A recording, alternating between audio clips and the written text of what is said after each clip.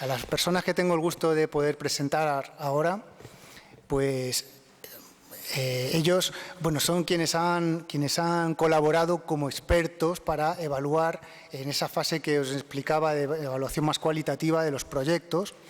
Y bueno, ahora, desde esa experiencia por la que les hemos buscado, pues van a ayudarnos, creo, a tener después un rico debate o diálogo en el que podáis participar, porque pienso que sus posiciones de ahora nos pueden ayudar a un poco a romper mitos, estereotipos que existen sobre el envejecimiento y la vejez.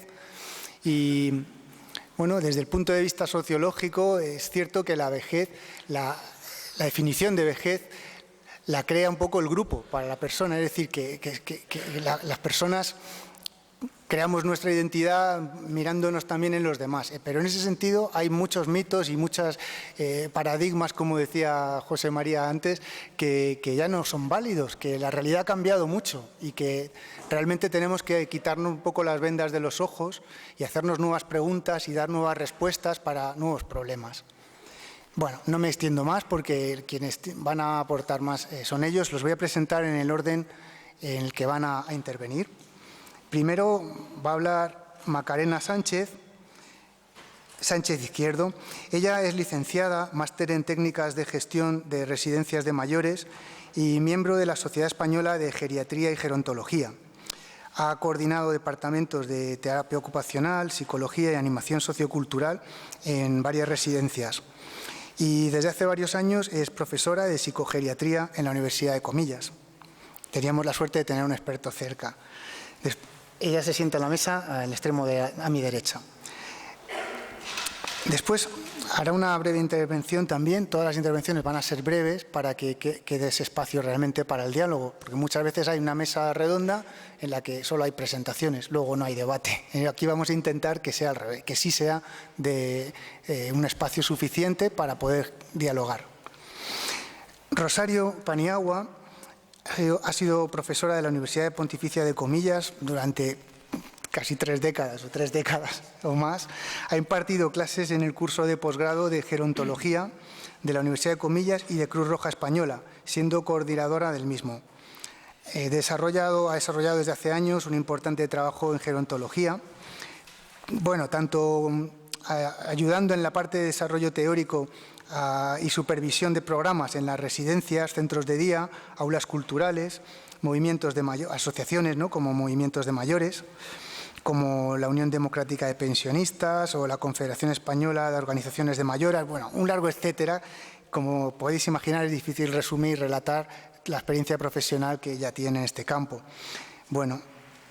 Tiene diversas aportaciones a congresos, jornadas, como podéis imaginar, y me interesa resaltar aquí que tiene, entre las varias publicaciones que ha hecho sobre este tema, tiene una publicación reciente que va por la 2ª edición, es decir, ha tenido una gran acogida en el campo, sobre todo de los trabajadores sociales, que se titula Las personas mayores, aproximación a una realidad, y quien tenga interés pues lo puede buscar por internet y encontrar fácilmente la referencia.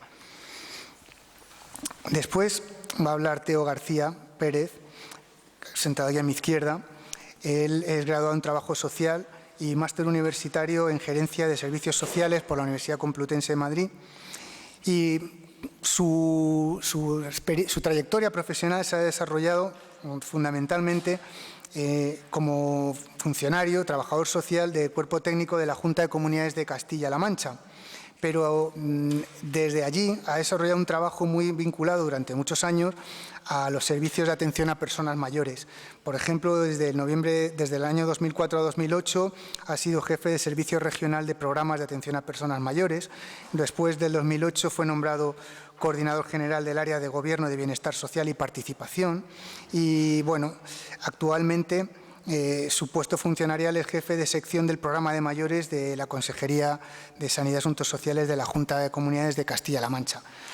También ha hecho diversas aportaciones de tipo más académico, publicaciones sobre este campo, pero sobre todo ha participado, que esto interesa mucho por la orientación práctica, en el desarrollo de los últimos planes de intervención con personas mayores.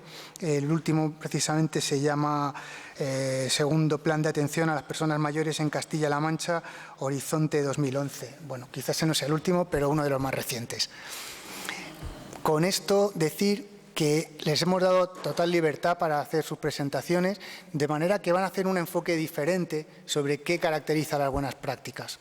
¿De acuerdo? Entonces, solo por terminar mi introducción, Macarena va a hacer una introducción más general del problema y, sobre todo, describiendo cuáles son algunas de esas nuevas realidades y cuáles son algunos de esos nuevos tópicos que hay que romper.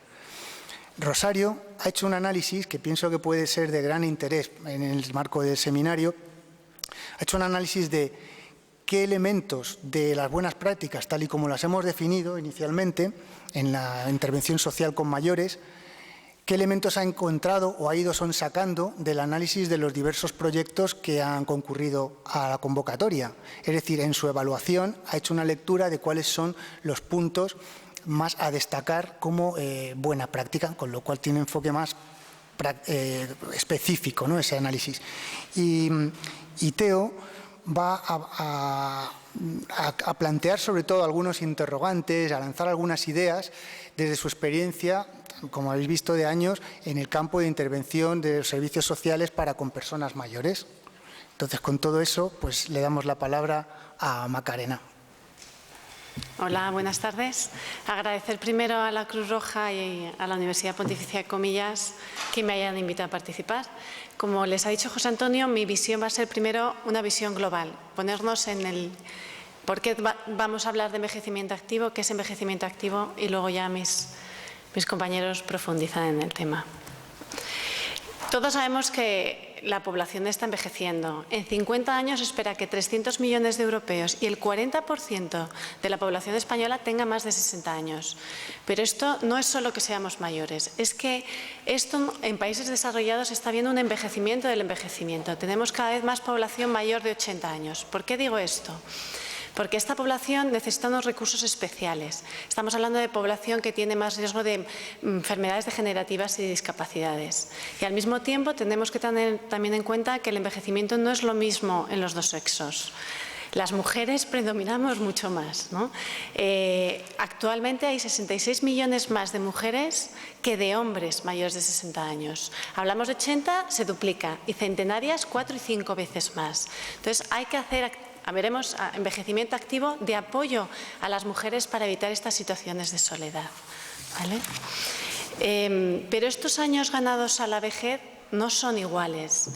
Tenemos personas que tienen un envejecimiento saludable y con buen nivel de autonomía, y por el contrario tenemos personas que llegan a esta edad con limitaciones, minusvalías, discapacidades que les convierten en vulnerables, frágiles y en última instancia en personas dependientes. Y esto nos tiene que llevar a reflexionar sobre varios asuntos. En primer lugar, si tenemos cada vez una mayor población envejecida, requiere unos recursos sociosanitarios específicos. Es una población que cada vez llega a mayor con una mejor calidad de vida y que necesita que desarrollemos programas de salud y programas preventivos. Ya fíjense, en 1982 la primera Asamblea Mundial del Envejecimiento estudió y se preocupó por este gran envejecimiento de la población, ¿no? Y viendo qué era lo que se debía hacer y cuáles las potencialidades a corto y a medio plazo. Pero, por otro lado, esto también es envejecimiento activo. Es de todos conocidos que el vivir más, ¿verdad?, lleva a que tengamos más probabilidad de tener distintas enfermedades crónicas, invalidantes, aumentando el nivel de dependencia. Y como resultado aumenta la tasa de discapacidad. Es cierto que discapacidad hay en todas las edades, pero 2/3 son de mayores de 60 años. Y en población mayor de 80, más de la mitad de la población tiene dependencia. Hemos sufrido unos avances sanitarios, sociales y económicos que nos están haciendo nos llevan a que curemos enfermedades que antes no tenían tratamiento. Y estamos alargando la vida. pero la alargamos de tal manera que a veces no es con la mejor calidad de vida, sino que hay enfermedades que nos están discapacitando, ¿no? Y ya la persona mayor no es solo receptora de cuidar, de curar, sino que nos estamos convirtiendo en personas mayores receptores de cuidados, ¿verdad? Cuidados que tienen que mantener la mayor autonomía posible o, en el último instancia, la mejor calidad de vida posible, ¿vale? Ahí es donde hablamos de envejecimiento activo. En definitiva, es necesario mejorar las condiciones de vida de estas personas para conseguir que vivan lo más activamente posibles y lo más saludablemente posibles. Pero también tenemos que tener en cuenta que no envejecemos todos igual, ¿verdad? Cada persona envejecemos de manera distinta y según vamos envejeciendo esta variabilidad se va acrecentando. Si yo les pregunto cómo consideran que una persona es mayor, la mayor parte de la gente me dirá mayor de 65 años, ¿no? La edad. Según Simons, ser viejo es ser considerado viejo por la sociedad en la que forma parte. Que no siempre va ligado la edad cronológica con lo que nos dice la sociedad. Porque hay otras condiciones, que tenga canas o que tenga arrugas, que se vuelva lento, cognitivamente, psicológicamente, social, está jubilado, o biológicamente, que haya un cambio, un deterioro de órganos y sentidos, aunque ya Séneca nos decía, la primera hora que nos dio la vida comenzó a quitárnosla, ¿no? Lo que han hecho los gerontólogos es establecer la edad funcional como un marcador biológico de longevidad, porque a partir de ahí podemos diferenciar tercera edad y cuarta edad. Tercera edad es cuando la persona mayor se jubila, pero tiene un nivel de funcionalidad apto, y la cuarta edad sería cuando hay una pérdida de autonomía económica, social y psicológica, y hay, por tanto, una pérdida de autonomía y aparece la discapacidad, que puede ir unido a la edad cronológica, porque es cierto que cuando una persona se jubila actualmente 60-65 años, normalmente estamos bien, pero según avanzamos en edad con los 80 años empezamos a tener enfermedades que nos van discapacitando. Dicho esto, ¿cuál es el mayor peligro que creo que han visto esta mañana, que yo no he podido asistir? Que existe para el envejecimiento activo. Las imágenes sobre el envejecimiento y la vejez. ¿Han visto los anuncios que hay hoy en día? ¿Han visto el anuncio de Renault que aparece Sean Connery, que es todo viejo? ¿Lo han visto? ¿No? Es todo viejo. ¿Y qué es lo que venden? Ser viejo no es bueno. Acaba siendo joven y eso es, ¿no?, el poder de la juventud, ¿no? Entonces, a veces pensamos que estas imágenes son por el efecto de la edad, porque sean mayores. No, en realidad es por la estructura social y productiva, por la estructura económica y social de nuestra sociedad. ¿Qué es lo que prima? La productividad. Entonces, el anciano cuando se jubila pierde ese prestigio social y puede acabar incluso la marginación. Y esto tiene su peligro porque una visión negativa sobre las personas mayores lleva a que ellos se comporten de la manera que nosotros esperamos de ellos. Ellos interiorizan esas experiencias del entorno social y todos los comportamientos, creencias y emociones actúan en consonancia. Es lo que los autores denominan la profecía autocumplida. Autocumplen lo que ven que nosotros estamos esperando. Y lleva conductas heroístas a los cuidadores, allegados, incluso profesionales que les atienden, ¿no? El lenguaje infantil, todo eso que creo que han visto esta mañana, ¿no? Tal es el peligro que ya en el año 2002 el segundo Plan Internacional de Acción sobre el Envejecimiento y la Organización Mundial de la Salud dijeron: cuidado, hay que tener mucho cuidado con estas imágenes negativas, hay que promover imágenes positivas sobre el envejecimiento. Y es importante combatir estos prejuicios, no solo con las personas mayores, sino más con las mujeres mayores, ¿vale? De hecho, muchas jurisprudencias internacionales están teniendo muchísimo cuidado en intentar no discriminar aún más a la mujer. Pero, ¿qué es el envejecimiento activo? Porque hemos venido a hablar de envejecimiento activo, ¿no? Según la Organización Mundial de la Salud, lo podemos entender por un proceso de optimización de oportunidades en relación con la salud, la participación, la seguridad para mejorar la calidad de vida a medida que se envejece, que permite a las personas desplegar el potencial de bienestar físico, social y mental a lo largo del todo el ciclo vital y participar en la sociedad de acuerdo con sus necesidades, deseos y capacidades, mientras que además les proporciona protección, seguridad y cuidado adecuados cuando necesitan asistencia. Es decir, que podríamos hablar de 4 dominios para un envejecimiento activo, ¿no?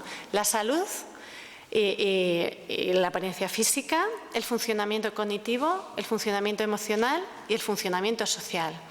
Yo creo que todos sabemos que la nutrición, el ejercicio físico, la estimulación cognitiva y las redes sociales, la estimulación social, ayudan a prevenir el deterioro cognitivo e incluso enfermedades degenerativas y cardiovasculares. O sea que es muy importante el envejecimiento activo.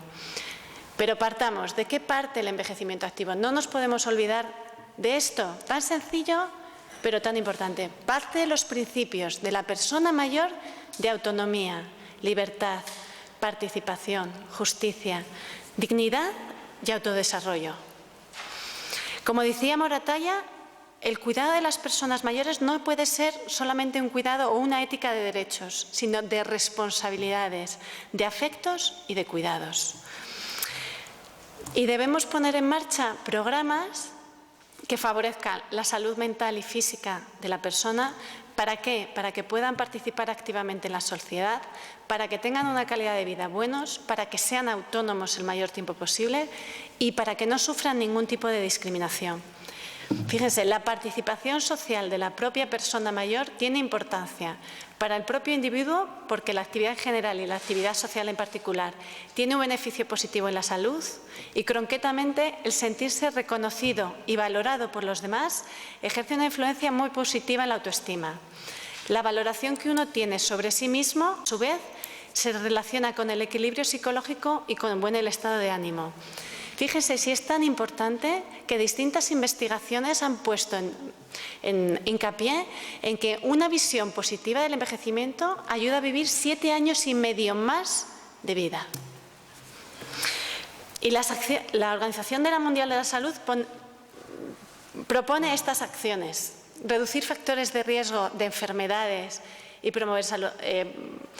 promover los de protección de salud, protección del funcionamiento cognitivo, promover emociones y afectos positivos y la participación social. Pero para que logremos esto, ¿qué es lo primero y más básico que tenemos que hacer? Si queremos hacer políticas de envejecimiento activo, lo primero, derribar todos los prejuicios que hay existentes. Tenemos muchos prejuicios existentes. Y lo segundo, hacerles sentir y hacerles ver su potencialidad. Ellos muchas veces no son conscientes de esa potencialidad que tienen. Y si cogen el libro sobre el envejecimiento activo del INSERSO del 2010, ya nos da idea de muchos programas que podemos hacer, ¿no? Desde el primero, fomento de una visión positiva sobre el envejecimiento en los medios sociales, en los medios de publicación. Segundo, establecer mayores canales de convivencia, de creación de redes sociales, de utilización de nuevas tecnologías, de relaciones intergeneracionales, promover una educación a lo largo de la vida, las aulas de la tercera edad, ¿verdad?, sin límites de edad, promover el ejercicio físico y una atención y la coordinación sociosanitaria para que haya una atención integral. La vida independiente. Esta mañana he recibido un premio de la Fundación Mafre. ¿Por qué les he puesto tercera edad y cuarta edad? Porque corremos el peligro de centrarnos solo en los mayores jóvenes, en la tercera edad. Es muy fácil pensar en envejecimiento activo en las personas que son autónomas, pero hay que pensar también en los mayores, ¿verdad? En promover y en prevenir para que tengan la máxima calidad de vida y la máxima autonomía posible el mayor tiempo, ¿verdad? Muchas enfermedades que ocurren en la vejez se pueden prevenir: la diabetes, enfermedades cardiovasculares, trastornos mentales. El envejecimiento óptimo no es solo alargar la vida, sino darle la mayor calidad de vida. No es dar más vida a los años, sino dar más vida a los años, más vida, ¿no? Y basado en el principio, a mí me gusta mucho la ética, porque cuando hablamos con personas mayores nos olvidamos muchas veces de ética y moral, ¿no?, de la autonomía. Les tenemos que dejar, en la medida de sus posibilidades, que ellos sean capaces de elegir, que ellos puedan participar en las actividades que sus posibilidades y potencialidades les dejan y que sean capaces de tener relaciones sociales para evitar la dependencia el mayor tiempo posible, ¿no? En el empleo. Hoy en día, ¿quién no oye en las noticias el peligro que está habiendo con el sistema sanitario y el sistema de pensiones, ¿no?, que va a llevar a que muchas personas mayores de 60 años no se puedan jubilar a la hora que en el momento que tengan, ¿no? Que sigan jubilando. El programa SHARE, que me imagino que habrán leído o oído hablar de él, que es Seguimiento de Salud y Envejecimiento en Europa, ha puesto en evidencia que personas mayores a partir de 55 años la peor salud está fuertemente asociada a enfermedades crónicas y de larga duración en el envejecimiento. Depresión, infartos, trastornos cardiovasculares, enfermedades musculoesqueléticas y enfermedades pulmonares crónicas. De hecho, estos autores lo que dicen, hay que prevenir enfermedades tras la jubilación, hay que hacer programas de preparación a la jubilación y hay que mantener el mayor tiempo posible a la persona en el entorno laboral. Bien, podemos prolongar la vida laboral, veremos cómo, hacer intercambios de habilidades entre generaciones o luchar por la no discriminación. Y más aún si hablamos de la mujer, discriminación de la mujer mayor en el entorno laboral y sobre todo si hablamos de mujeres que están cuidando a mayores en situación de dependencia. Y en la comunidad, las personas mayores tienen mejor salud, viven más tiempo, saben enfrentar estrategias de afrontamiento a la vejez mucho más adaptadas, potencian la autoconfianza, potencian el autocontrol. Este envejecimiento lo que nos propone es, hay que considerar a la persona mayor como cualquier otro miembro de la comunidad que puede ayudar a construir y a transformar la sociedad. ¿Y cómo lo podemos hacer? Creando entornos accesibles, servicios que fomenten la inclusión, actividades de voluntariado, que esto logra no solo que sean más implicadas, que se sientan útiles y motivadas, sino además comprometidas. El programa SER que les he dicho antes ha hilado también, ha encontrado evidencias de que el voluntariado está ligado a una mejor salud, a mayor expectativa de vida y a mayor satisfacción vital. Es decir, nos tenemos que mover en estas áreas. Y ya. Gracias. Muchas gracias, Macarena. Sé que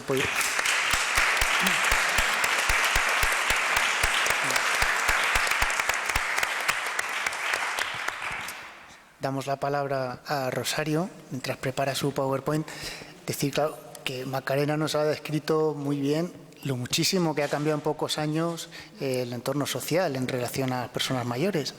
Bueno, vamos a ver ahora el análisis que ha hecho Rosario de los elementos que definen, que constituyen más en esencia las buenas prácticas de los proyectos que hemos podido evaluar en esta convocatoria. Cuando quiera, Rosario. Pues quiero ya. Bueno, yo también quiero dar las gracias a Cruz Roja, a la Universidad Comillas, que es mi segunda casa, por no decir casi la primera, y que la verdad le decía a José Antonio, he aprendido muchísimo revisando tantos proyectos en la canícula de verano, cuando había que presentar ya el informe. He aprendido muchísimo y me ha ayudado a reflexionar. Llevo muchos años en esto de la gerontología, pero para mí ha supuesto una bocanada de aire fresco, de ver proyectos muy diferentes, distantes geográficamente y de contenido, y siempre con la ilusión de promover buenas prácticas a la gente, para la gente mayor. Desde ahí quería compartir algunas reflexiones. Yo no voy a mencionar a ningún proyecto concreto, ya han sido premiados públicamente esta mañana, otros han sido premiados y ahora voy a hacer alusión a algunas cosas que me han llamado mucho la atención, más en la sombra, pero con elementos verdaderamente muy valiosos en los que hemos tenido la ocasión de aprender al enfrentarnos con su lectura y su valoración. Las buenas prácticas. No quiero insistir lo que mi compañera Macarena ha dicho brillantemente sobre el envejecimiento activo, las buenas prácticas referidas a personas mayores, pero estamos de enhorabuena porque las buenas prácticas existen.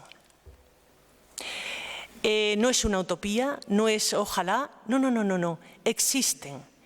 Yo las he visto, yo las he disfrutado y a lo largo de este trabajo las he leído y las he hecho mías.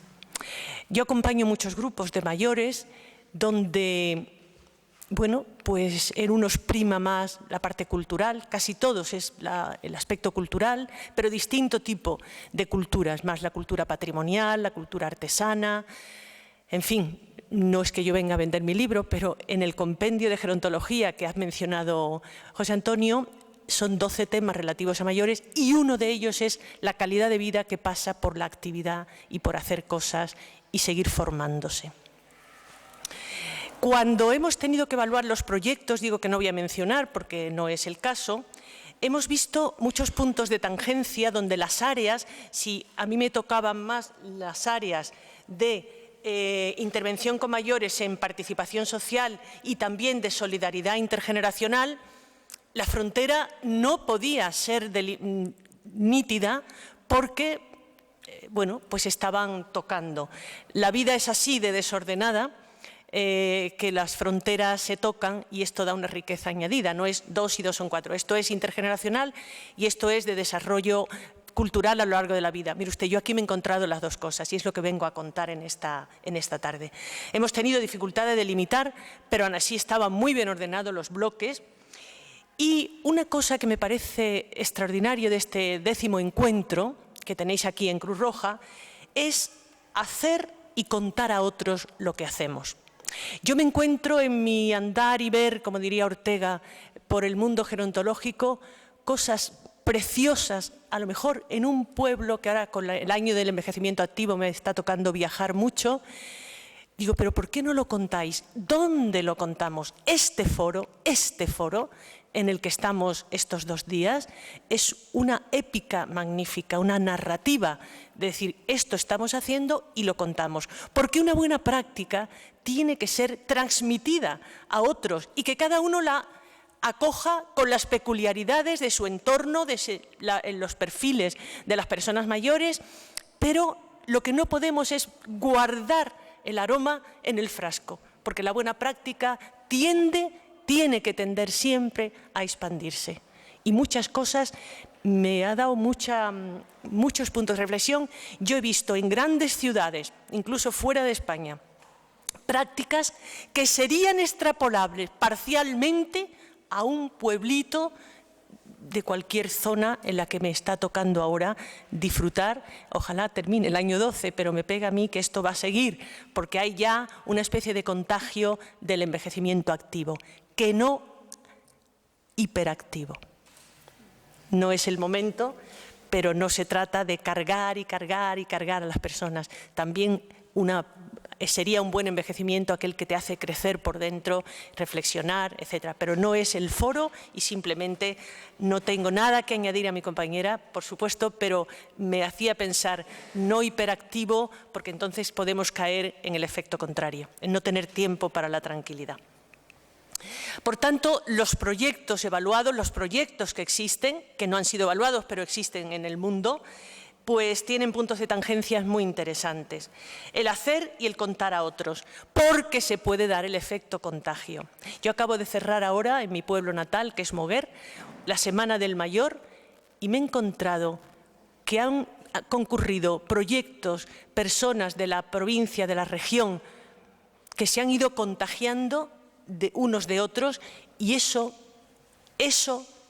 garantiza de alguna forma el envejecimiento activo para todos, no para unos pocos que tienen la suerte de tocar con un grupo de profesionales o de voluntarios que puedan poner en marcha buenas prácticas. Resultados finales en los proyectos, sí, pero procesos intermedios también. A mí una cosa que me ha llamado mucho la atención en mi contacto con mayores y en la lectura de los proyectos es que esto llega a tanta gente. Diría lo mismo, resultados cuantitativos sí, pero ¿y lo cualitativo? Que es mucho más intrahistórico, mucho más interno. ¿Cuánto ha crecido usted viniendo a este aula cultural? El aula cultural vienen, yo tengo una ahora mismo que estoy coordinando de 84 personas, donde tengo 3 de 101 años. 3 personas. Entonces, ¿cuánto de feliz es doña Teresa? que luego evaluaremos. Son 84, el año pasado eran 68, esto va aumentando, vamos incorporando cosas, pero el proceso intermedio que no se cuantifica y que hace más feliz y está más empoderada la persona y es más autónoma y está más satisfecha con la vida, eso es muy importante, es muy importante. Dice el Pequeño Príncipe que lo esencial es invisible a los ojos. Y en los proyectos, en las evaluaciones de buenas prácticas, ¿cuánto hay de invisible? ¿Me estoy explicando? ¿Cuánto hay de invisible que uno le gustaría también visibilizar, lo que hubiera algunos registros, de decir, esta gente está mucho más socializada, está mucho más contenta, su vida ha tenido un nuevo sentido? Ahí es donde yo me refiero a evaluar resultados, pero también los procesos, ese interno de la gente que a veces no sale en los proyectos. Me he encontrado en esta reflexión que hay fortalezas en los proyectos aparentemente más débiles. A mí eso me ha sobrecogido a lo largo de la lectura de los proyectos o de la evaluación. Decía, este proyecto, porque bueno, todos tenemos que aprender y el hecho de entrar a un concurso de buenos proyectos es una cosa muy elogiosa. Pero yo me he encontrado proyectos que diría, por este punto solo, merecería tener una accesis o una mención.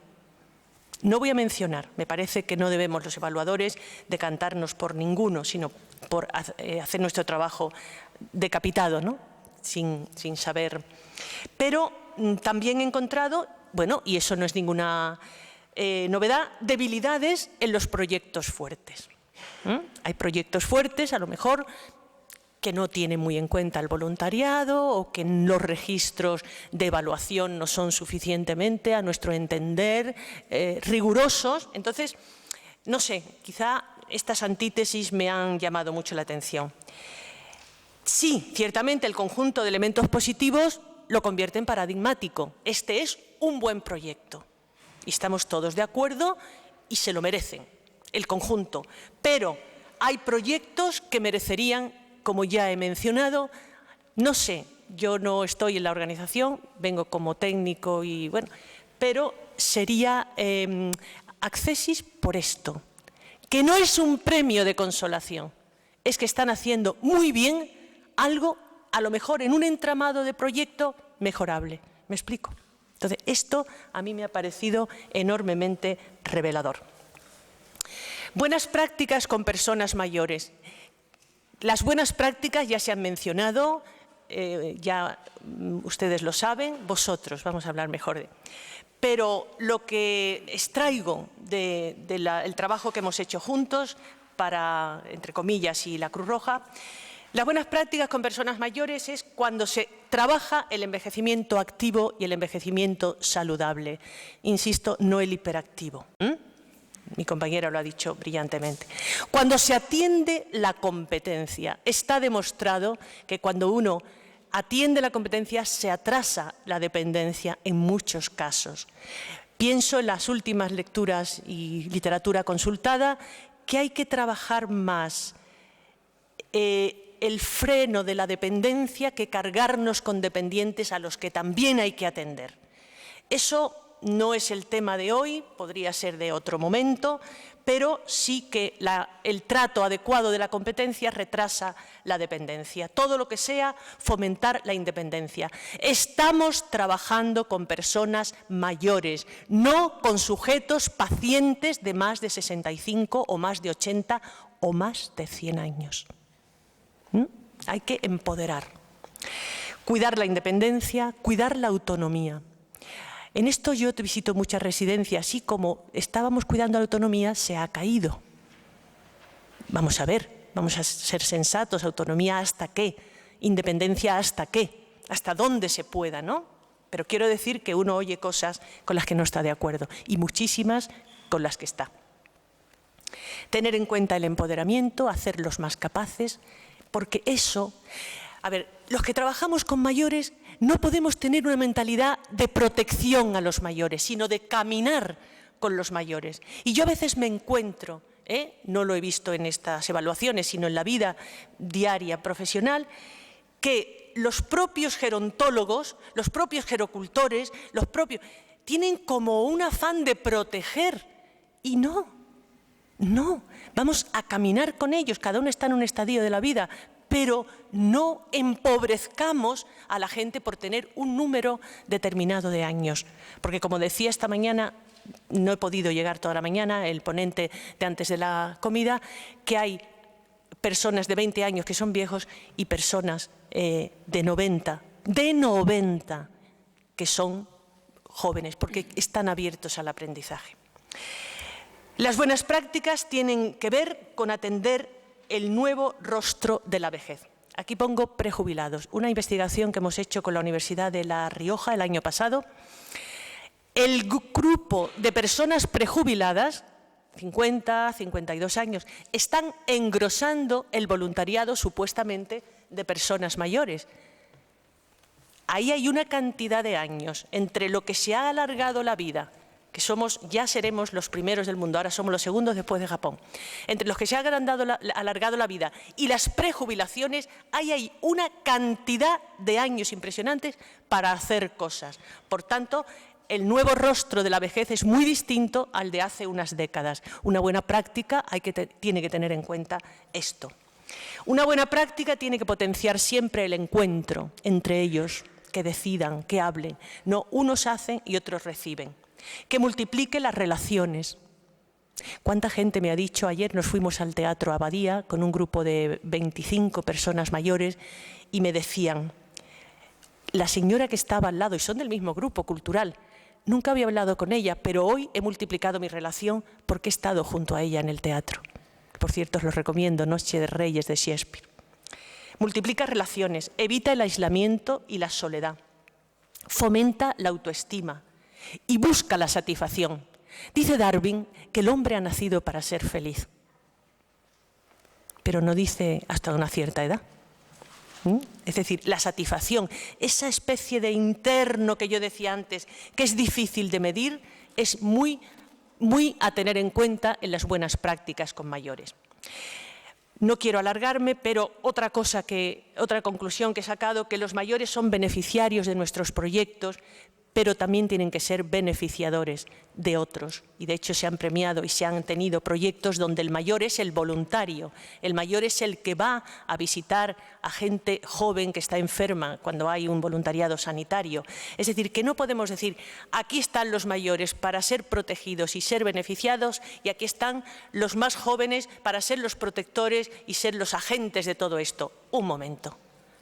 No. Cada uno lo que pueda, pero tenemos que empoderar y potenciar. Una cosa muy interesante, y de hecho en algunos marcos en España se llaman la Universidad de la Experiencia. El aprovechamiento de la experiencia de los mayores es un bien que no podemos perder. Es un activo que cuando se aprovecha todos nos beneficiamos, todos. Porque es el valor del relato, lo que yo le llamo la épica gerontológica. Yo cuento, la generatividad, la abuelidad se mueve en esas coordenadas, y además si se les da cancha puede ser un aprendizaje directo muy interesante. Nosotros hemos hecho una actividad que era sobre el inicio del ferrocarril, dado por una persona muy mayor que fue ferroviario y vinieron niños. Claro, ahora estamos con el AVE, la alta velocidad, y luego fuimos un grupo intergeneracional a ver el Museo del Ferrocarril. Esa épica, esa narración de los mayores a los niños, a los jóvenes, es una riqueza muy grande que yo lo he visto en los proyectos y que tiene que estar en las buenas prácticas. Compartir espacios, hay proyectos que hemos visto, el enfoque intercultural, la perspectiva de género. Yo no concebiría a proyectos solo de hombres, solo de mujeres, solo de tercera edad, de cuarta edad, no. Fomento de la calidad de vida, la garantía de la inclusión social y apertura a nuevas experiencias. Ha habido proyectos donde la gente ha tenido que manejar ordenadores por primera vez, etcétera. Y siempre con innovación. Me iría lejos contando experiencias de innovación que he leído y he visto. Incorporar hábitos saludables, cuidar el cuerpo, cuidar la mente. Y José Antonio, te pido un minuto para que el mayor no renuncie a vivir sabiendo. el enfoque cultural, el que sea patrimonio cultural, sea universidad, sea artesanía, sea folclore, lo que sea, pero no podemos privarles de que vivan sabiendo. No, hice una ponencia el otro día, stop a la cultura hasta una edad. No, no podemos. Singularidad de los mayores, claro, la cultura adecuada a, esto lo hemos visto, nuevas respuestas a nuevas preguntas y proponer novedades en las buenas prácticas con mayores. Las nuevas tecnologías, talleres, solo un detalle. Un grupo que acompaño, hemos empezado con un enfoque cultural y ahora hemos incorporado un taller de desarrollo cognitivo, porque la gente estaba con necesidades de taller de memoria. Entonces, proponer novedades en función y proponer novedades y además también dar nuevas respuestas a nuevas preguntas. Me dejo todo lo que he visto sobre los proyectos, pero eso será en otra ocasión porque el moderador manda. Es algo sobre lo que considero que es un buen proyecto, pero no me lo he inventado. Es que lo que considero que es un buen proyecto lo he visto en los proyectos que habéis presentado a la convocatoria. Muchas gracias.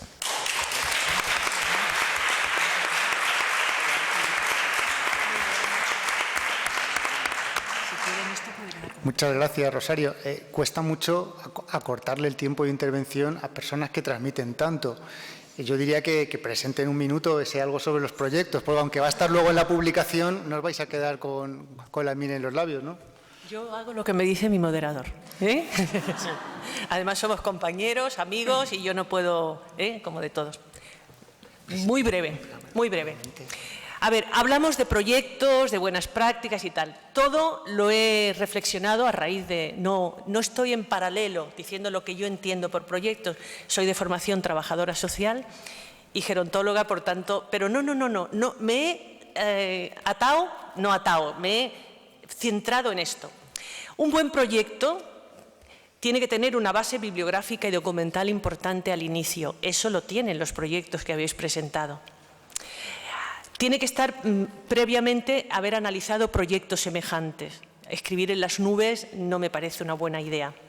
Que responda a una necesidad, pero que dé respuesta a necesidades emergentes. Necesitamos que aquí los mayores se aficionen con la lectura, pero de repente un mayor tiene un fallo de memoria. Lo que me ha pasado a mí en este proyecto que coordino hace 7 años, pues entonces a respuesta a necesidades. Que se cuente con los beneficiarios. Me niego a que un buen proyecto, los beneficiarios llegan, se sientan y se benefician. No. Y no solo eso, que también lo he visto en vuestros proyectos, que se cuente con los beneficiarios y que se registren las propuestas de los beneficiarios para que se tengan en cuenta. No que en un pasillo te digan, oye, Rosario, es que yo resulta que ahora necesito una unidad de escucha. No, pónmelo por escrito. Y si podemos... una unidad de escucha y de acompañamiento en duelo, que en ello estamos trabajando ya. Un grupo que empieza en lo cultural y termina en esto. Que el equipo tenga una filosofía común. Horror los protagonismos, horror la atomización. Yo soy gerontólogo, tú eres psicólogo, yo soy no sé qué, yo soy voluntario. Esto nos llevaría, pero bueno, que se cuente con una filosofía común, que se trabaje cooperativamente, con humildad, con sencillez. Yo llego hasta aquí, tú llegas hasta aquí. Ese es un poco en el panel que nos han dado. Tú llegas aquí, yo llego aquí como un puzzle y entre todos trabajamos con los mayores, no por los mayores. Que se trabaje cooperativamente y que se tenga aplicabilidad en otros contextos. Esto lo hemos visto en los proyectos, incluso algunos han importado de otros países europeos y otros han exportado la aplicabilidad o replicabilidad. Que sea pertinente, que el proyecto sea flexible, pero que tenga un orden. Yo a veces me topo con proyectos tan frescos, tan bonitos, tan creativos, que aquello es un caos. Entonces, flexibilidad, pero orden, hacer combinar las dos cosas. Sabemos por dónde vamos, vamos a evaluar, vamos a hacer, pero que hay, lo que dice el profesor Antonio Blanch, de comillas, hay algo incidental, se acopla, se acoge lo incidental, pero siempre tenemos el norte y la meta. Que haya cooperación en los proyectos y dinámicas muy participativas, pero de verdad. No que uno habla y otro se escucha, participación.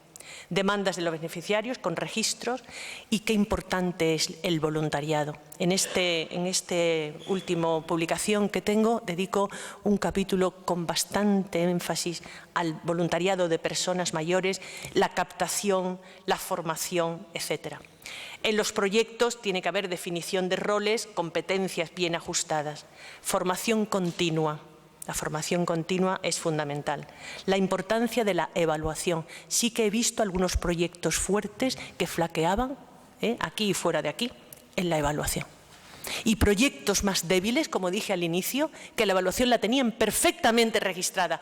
¿Por qué no hacemos un corta-pega de lo bueno, las fortalezas, fortaleza, y un proyecto paradigmático, modélico, que ya lo ha habido y han sido premiados, pero que en algunos me ha llamado la atención muchísimo la importancia que se le daba a la evaluación, con pautas y registros de evaluación.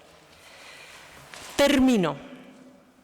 Un buen proyecto de buenas prácticas, un buen proyecto de intervención, no es el que se escribe bien, sino el que se ejecuta bien. Hay proyectos preciosos que luego no se ve por ninguna parte dónde está aquella preciosidad que uno leyó. Y proyectos en 2 cuartillas que a lo mejor tienen más chicha. Perdonar el vulgarismo. Por tanto, mi desiderata, hagamos nuestras las recomendaciones de la Unión Europea. Año Europeo de Envejecimiento Activo y de Relaciones Intergeneracionales. Pero yo no me conformaría que fuera el año 12. Yo ya le decía, tengo proyectos de envejecimiento activo hasta el 14. Porque se ha impregnado ya, hay un cierto buen ruido en la sociedad. Que esto vaya al 12, al 13, 14, 15, sine die. Muchas gracias.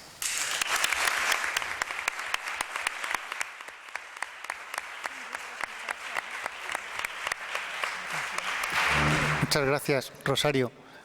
A su riguroso análisis, como habéis visto, se une una sólida base de valores, que es eso de lo que nos hablaban esta mañana, que nos falta un poquito, ¿no?, a la hora de organizar nuestras metas y nuestra acción y también nuestras organizaciones, ¿verdad? Así que bueno, vamos a pedirle a Teodoro pues que sea lo más breve posible para que quede tiempo para vuestra participación, que es el fin realmente de esta mesa redonda. Pues en primer lugar quería agradecer a Cruz Roja, como no podría ser de otra forma, y a Comillas, la oportunidad de compartir trabajo en este grupo. Yo soy una persona más vinculada a la práctica cotidiana, quizás a la práctica reflexiva, pero desde la óptica de la administración. En principio, voy a tratar de ser lo más sintético posible. Mi intervención, en principio, estaba basada, como marca el propio programa, en qué caracteriza una buena práctica, y voy a hacer una referencia, como creo que tanto Macarena desde el punto de vista general hasta pasando, o sea, Rosario ha tocado ya también todos los aspectos que tienen que ver con la concreción de proyectos. Yo básicamente lo que os voy a plantear son algunas dudas en relación, por no repetirme, sobre todo porque gran parte del contenido que teníamos preparado es coincidente. Entonces, no tendría mucho sentido que yo os hablase a vosotros ahora mismo de poner en relación el concepto de envejecimiento activo con el concepto de inclusión social, porque sobradamente conocéis ahora mismo las dificultades que tienen los mayores para acceder en condiciones de igualdad a los recursos. En algunos casos, ya que no se ha tocado y formará parte del programa de mañana, por la brecha digital, pues a todo lo que representa la sociedad de la información. Sabéis que uno de los ámbitos en los que hemos estructurado informalmente el trabajo de 4 grandes ejes en materia de envejecimiento activo tenía que ver con la alfabetización o con no solo alfabetización, sino con la brecha digital. Básicamente, conectar el concepto de envejecimiento activo con el concepto de inclusión social, porque entendemos que forma parte de un mismo paradigma sustentado en las Naciones Unidas y orientado sobre todo a la autonomía, a la independencia de las personas y al desarrollo personal. No es un concepto en sí que aplique exclusivamente para personas de tercera edad, sino también, evidentemente, de cuarta edad, como planteaba Macarena. ¿En qué sentido? De acuerdo, todas las definiciones guardan una relación o hacen sobre todo, hacen una apostilla relacionando de envejecimiento activo en función de las capacidades y las posibilidades de las personas a medida que envejecen. Entonces, simplemente, mi intervención la voy a centrar en pinceladas, una pincelada al concepto de envejecimiento activo en relación con inclusión desde la lógica de los derechos. Un segundo planteamiento vinculado con el momento que nos toca vivir en relación con la brecha digital como uno de los nuevos elementos que no se han tocado y que forma y genera nuevas desigualdades en el acceso pues, a cuestiones tan cotidianas como acceder a una cita médica. A su vez, las nuevas tecnologías de la información y la comunicación nos brindan nuevas posibilidades de promover el envejecimiento activo, la autonomía y también nuevas formas de atención, de asistencia. Sabéis que hay buena parte de experiencias de teleasistencia ya muy avanzada. Y otra de las cuestiones que como prerequisito, como pincelada quería plantear es que los mayores no representan un grupo homogéneo. La heterogeneidad es una de las cuestiones que tenemos que tener muy en cuenta en lo que lanzamos y muchas veces desde las administraciones públicas. Os digo, como reflexión, recordáis, bueno, quizás sois muy jóvenes, buena parte de los que formáis esta jornada o que conformáis, ¿sí o no? Bueno, yo os veo bastante jóvenes. En aspecto. No, gracias, es otra de las apostillas que quería hacer. Si integramos el envejecimiento como parte, me explico, como parte de la sociedad, pues entendemos que no debe ser un valor la juventud en sí mismo. Me decía a mí una persona que estaba vinculada a la Caixa, que trabaja mucho estos programas, que le pidieron una vez a un diseñador que pensase en los mayores. Y dice, yo los mayores, la verdad que nunca me había planteado el tal diseñador, y escribió después, pues en Lo de la vida es cambio, el cambio es vida, una conferencia sobre la estética de los mayores. Esa es una lógica de construir también, pues entendiendo que la propia sociedad pues tiene personas mayores, jóvenes, y conceder valor a los mayores, pues en el mismo sentido, en el mismo sentido que planteaba Macarena y Rosario. Pero bien es cierto que se ha planteado desde la Administración una forma de proceder que, como bien planteaba esta mañana el ponente José María, no nos cuestionamos. Igual que se hicieron los teleclubs en un momento determinado y la gente iba para ver la tele a los pueblos, en la década de los 80 se establecieron los hogares del pensionista. Si alguno es de pueblo, seguro que allí donde los viejos o en el hogar, vale, pues se establecieron. Y bien es cierto que en muchos casos ni se ha cuestionado la forma, ni para qué sirven, ni nos cuestionamos qué vinculación tienen. En Castilla-La Mancha, pues hace un año y pico, nos planteamos formalizar un estudio que lo que venía a plantear es qué interés tienen los mayores por hacerse socio o participar de eso. Y no os lo vais probablemente a creer, pero el estudio está avalado con 800 entrevistas, como metodología cuantitativa, con un margen de error del 3,8%. Pero el 82% de las personas mayores de Castilla-La Mancha encuestadas y que forman este estudio lo podréis disponer porque va a estar colgado en la página web de la propia Administración, dice que no quieren ser socios, que ninguna actividad ofrecida por el centro le haría cambiar de opinión. O sea, que no les interesa demasiado lo que los profesionales estamos haciendo en relación con el envejecimiento activo, o por lo menos debemos ser autocríticos y cuestionarnos que buena parte de lo que hacemos no tiene un interés mayoritario para los mayores. Esa es la primera constatación, pues que humildemente tenemos que constatar los que trabajamos en lo social, y cuando planteamos buenas prácticas probablemente no tenemos que mimetizar qué es lo que queremos hacer haciendo lo que veníamos haciendo porque siempre vienen los mismos, sino que debemos plantearnos un procedimiento en lógica con el nuevo concepto de envejecimiento activo a lo largo de toda la vida y, sobre todo, planteado desde el nuevo contexto, desde el contexto en el que se da. Desde luego, entendiendo que las situaciones son distintas y que los perfiles de mayores son distintos. Este mismo estudio, que dispondréis brevemente en la página web de la Administración Autonómica, viene a decir que hay dos colectivos muy identificados, o dos perfiles, mejor dicho, porque el estudio es, pero claro, me llevaría 2 horas contároslo. Entonces, como voy a poder destinar solo 2 minutos, lo que viene a decir básicamente es que hay un grupo de personas importante que representa un perfil de personas que han tenido unos trabajos determinados, una formación determinada, una salud determinada y que requieren unos servicios determinados que nada se identifican con otras personas con otro grado de formación. Ya en ese sentido entendemos que lo primero es tener claro la primera característica para que podamos considerarlo como buena práctica en el ejercicio profesional es que responda a un análisis y a un diagnóstico de la situación acertada, que tenga claramente definido el por qué se formula el proyecto. En ese sentido, os voy a decir, cuando estamos hablando de 2 velocidades, de uso de las nuevas tecnologías para atender a los mayores, de formación en online, pues francamente os voy a decir del estudio en Castilla-La Mancha lo que venimos a sacar en relación con la alfabetización digital. Lo digo, insisto, a modo de pinceladas porque no tengo tiempo ahora para desarrollarlo y para que nos sirva a reflexionar a todos. La encuesta dirigida a 800 personas entre 60 y 69 años constataba en la existencia de los 2 grupos diferenciados que las personas que no tenían estudios primarios, el 96,8% no había usado ni accedía a Internet, ni tenía acceso ni conocimientos. El 82% de los que tienen estudios primarios tampoco accedían a Internet. El 40% de las personas con bachiller tampoco. El 59% de los que habían estudiado formación profesional tampoco accedían.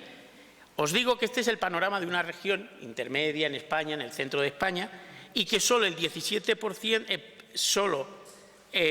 en los que tenían estudios, el 17%, tanto de diplomaturas como superiores, el 17% accedían.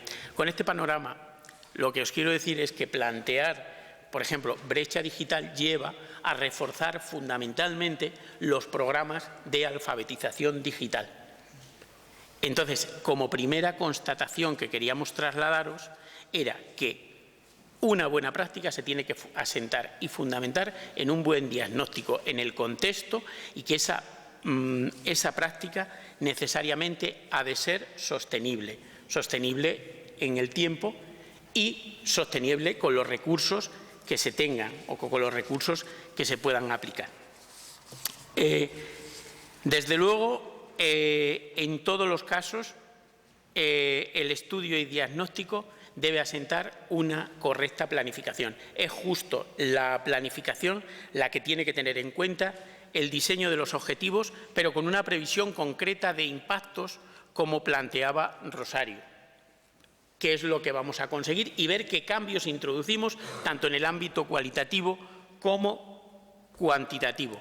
Y qué procesos metodológicos e itinerarios vamos a construir, porque no es hacer esta cosa por aquí, hacer muchas cosas para distintas personas.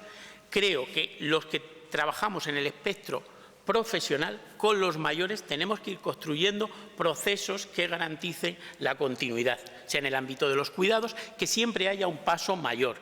Por ejemplo, en el ámbito de la formación y el derecho a formarse a lo largo de la vida, no podemos pararnos en una cuestión. Si un año tienen claro que el objetivo es alfabetizarse digitalmente, tienen que tener otra posibilidad de formarse en cada una de las aplicaciones, otra de conocer las redes y, sobre todo, lo importante, entendemos que del concepto de envejecimiento activo, en lo que liga con la relación entre generaciones, es que permita una mayor comunicación entre generaciones. El concepto en sí debe procurar no solo integrar información, formación, el integrar conocimientos, sino tener la posibilidad de trascender y que los propios mayores puedan aplicarlo en beneficio de otras personas. Digo como ejemplo toda la alfabetización digital que se está formando, no solo para aprender, sino también para esos mismos mayores enseñar a otros mayores y, en su caso, en algunos proyectos que pueden constituir buenas prácticas, aplicarlo en las aulas hospitalarias. No voy a hablar de la participación, como podéis entender, que entendemos que es un elemento transversal que debe estar presente a lo largo de todo el proceso. Sí quería simplemente, insisto, a modo de pinceladas, entender que, además, como características de una buena práctica, debe, evidentemente, tener un impacto positivo que la haga visible y tener posibilidad de transferirse e incorporar elementos de innovación, porque si no puede ser una práctica exitosa, pero no, como tal, una buena práctica. Por centrar algunas cuestiones que entendemos que pudieran generar, aunque vamos muy mal de tiempo, ya me dice José Antonio, el tema de la brecha digital, el tema de las TIC, como se va a tocar mañana en más detalle en una ponencia. A mí me parece importante plantearnos entre todos si estamos programando de acuerdo a un concepto de envejecimiento activo, si más bien, en muchos casos, los profesionales y las administraciones lo que hacemos es promover actividades y por eso no superamos pues, las actividades puntuales, si el concepto y por qué no de envejecimiento activo nos lleva también a entender que tenemos que programar con base territorial, que es donde viven las personas, no tanto en función de las necesidades, no en función de la alfabetización digital o del acceso a nuevas tecnologías o del envejecimiento saludable, integrarlo como una política en el ámbito de la comunidad, en el ámbito territorial. Entendemos que la base idónea es la base local y nos parece importante promover en el propio territorio todos los recursos orientados a la promoción de las personas y a la integración social. Ese sería el esquema así muy genérico y muy de 5 minutos que me gustaría haber contado con más tiempo para detallar por qué entendemos que los programas se pueden adaptar a lo largo de toda la vida. Las personas ya en un estadio de Alzheimer tienen posibilidad de desarrollar múltiples actividades de envejecimiento activo, de compartir espacios con su familia de respiro.